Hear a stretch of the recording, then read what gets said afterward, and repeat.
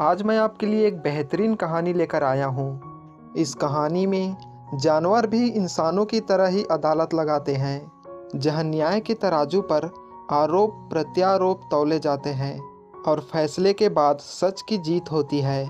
कहानी की शुरुआत एक घने जंगल से होती है।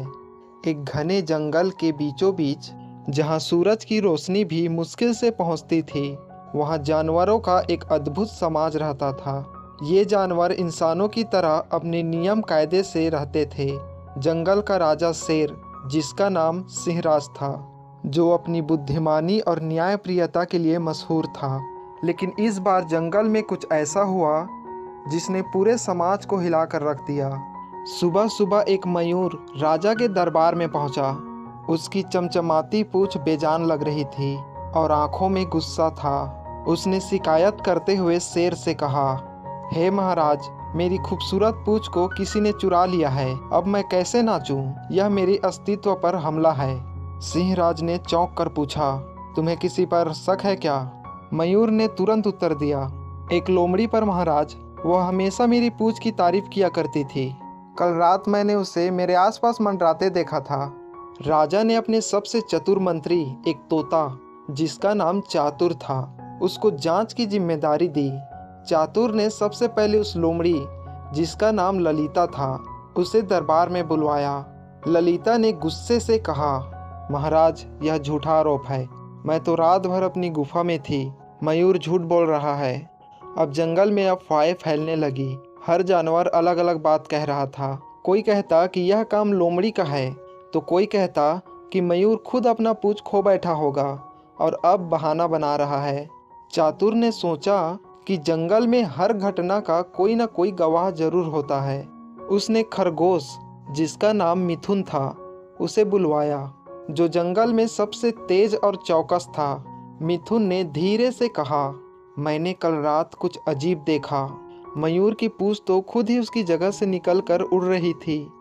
मिथुन की बात सुनकर सिंहराज हैरान हो गया और बोला, क्या मतलब? पूंछ खुद उड़ रही थी? मिथुन ने सिर हिलाते हुए कहा, हाँ महाराज, लेकिन मैंने पूरी बात देखी नहीं। मुझे सिर्फ एक परछाई दिखी जो पूंछ को लेकर जा रही थी। चातुर ने अब जाल बिछाने की योजना बनाई। उसने सभी जानवरों को इकट्ठा किया और कहा, जो भी दोषी होगा उसकी पहचान खुद मयूर की पूंछ करेगी। यह सुनकर हर कोई चौंक गया। आखिर एक पूंछ कैसे किसी को पहचान सकती है? चातुर ने मयूर का एक पूंछ का हिस्सा, जो अभी भी बचा था, लेकर एक विशेष स्थान पर रखा। उसने सबको कहा कि यह पूंछ उस पर चमकने लगेगी जिसने इसे चुराने की कोशिश की थी। अब रात हुई और सभी जानवर चिंतित थे, लेकिन ललिता ने डर के मारे जंगल छोड़ने की कोशिश की। जैसे ही वह भागने लगी, चातुर ने उसे पकड़ लिया। ललिता ने कबूल किया और बोली, हाँ, मैंने ही मयूर की पूंछ चुराई थी, लेकिन मैं उसे नुकसान नहीं पहुंचाना चाहती थी। मुझे उसकी खूबसूरती से जलन होती थी। सिंहराज ने गुस्से से कहा, ललिता, जलन ने तुम्हें अपराधी बना दिया। तुम्हें जंगल के कानून के अनुसार सजा मिलेगी। राजा ने उसे आदेश दिया कि वह मयूर की पूंछ को वापस लाए और उसे ठीक करवाए, और साथ ही जंगल में कभी किसी की संपत्ति को नुकसान न पहुंचाने की कसम खाए। अगले दिन मयूर ने अपनी खूबसूरत पूंछ वापस पाई और पूरा जंगल खुशी से झूम उठा। मयूर ने राजा और चतुर का धन्यवाद किया। सिंहराज ने सबको संबोधित करते हुए कहा, हम सबको मिलकर एक दूसरे की इज्जत करनी चाहिए। जलन और ईर्ष्या हमें बर्बाद कर सकती है। इस जंगल का नियम है, सच और न्याय सबसे ऊपर है। यह सुनकर सभी जानवरों ने ताली बजाई और जंगल में फिर से शांति और खुशी लौट आई। दोस्तों, इस कहानी से हमें यह सीख मिलती है कि जलन और ईर्ष्या हमेशा हमें एक गलत रास्ते पर ही ले जाती है। इसीलिए दूसरों की खुशी में ही अपनी खुशी ढूंढने का प्रयास करना चाहिए।